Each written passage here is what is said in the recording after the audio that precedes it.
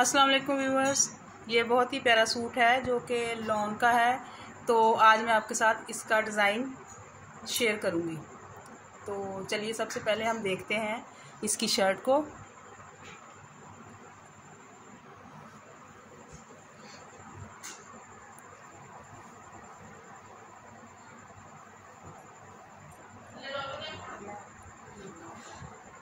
ये देखिए, ये बाजू पे डिज़ाइन मैंने बनाया है, मोती लगाए हैं और आगे इसके फ्रंट पे लेस लगा दी है। ये इसका नेक का डिज़ाइन है, बहुत ही प्यारा सा। तो यहाँ पे मैंने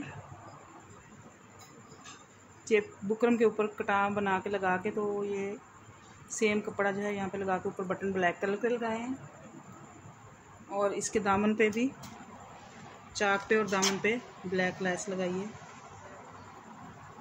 इसका ट्राउज़र देख लेते हैं। ये इसका ट्राउज़र है।